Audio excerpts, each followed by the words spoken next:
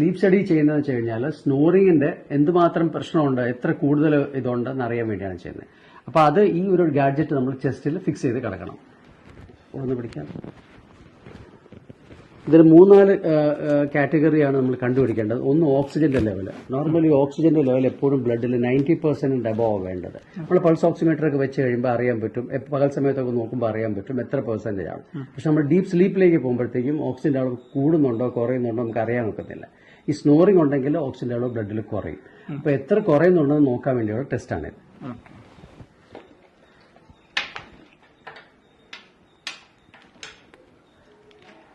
ഇത് നമ്മൾ ചെസ്റ്റിൽ ഇങ്ങനെ ഫിക്സ് ചെയ്യുക, ഇതും ഇതേപോലെ ഫിക്സ് ചെയ്യുക. ഇന്ന് പിടിക്കാം.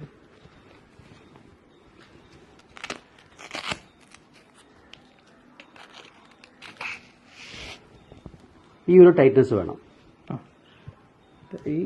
ഇതിനകത്ത് ഇവിടെയാണ് ഇൻസേർട്ട് ചെയ്യേണ്ടത്. ഇവിടെ ഇൻസേർട്ട് ചെയ്താൽ കയറത്തില്ല. അപ്പോൾ ഒരു ഡൗട്ട് വരരുത്. ഇവിടെ തന്നെ ഇൻസേർട്ട് ചെയ്താൽ മതി. ഇങ്ങനെ പ്രസ് ചെയ്ത് ഇങ്ങനെ ടൈറ്റ് ചെയ്യുക.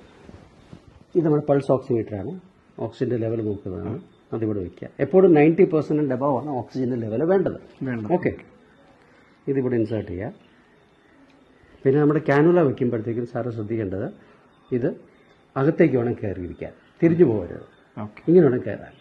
ഇങ്ങനെ കയറിയിട്ട് ഇങ്ങനെ ഇൻസേർട്ട് ചെയ്ത് ചെവിയുടെ ബാക്കിൽ കൂടെ എടുത്ത് ഇതിങ്ങനെ ടൈറ്റ് ചെയ്യാം. ഓക്കെ, ഇത് പ്രസ് ഓൺ ചെയ്യാൻ വേണ്ടി ബട്ടൺ ഒന്ന് പ്രസ് ചെയ്ത് ഹോൾഡ് ചെയ്ത് കഴിഞ്ഞാൽ ഓണായി. ഇപ്പോൾ ഇവിടെ 3 ലൈറ്റ് കത്തും. എന്നിട്ട് സാറ് ഡീപ്പ് സ്ലീപ്പിലേക്ക് പോവുക, ഉറക്കത്തിലേക്ക് പോവുക. എന്നിട്ട് രാവിലെ ഞാൻ വന്നിട്ട് റിപ്പോർട്ട് നോക്കാം. അത് ഓക്സിജൻ ലെവൽ ഒരുപാട് കുറവുണ്ടെന്നുണ്ടെങ്കിൽ ഡോക്ടറിൻ്റെ റിപ്പോർട്ട് കാണിച്ചിട്ട് നമുക്ക് നെക്സ്റ്റ് എന്താ ചെയ്യേണ്ടത് നോക്കാം. Okay, thank you.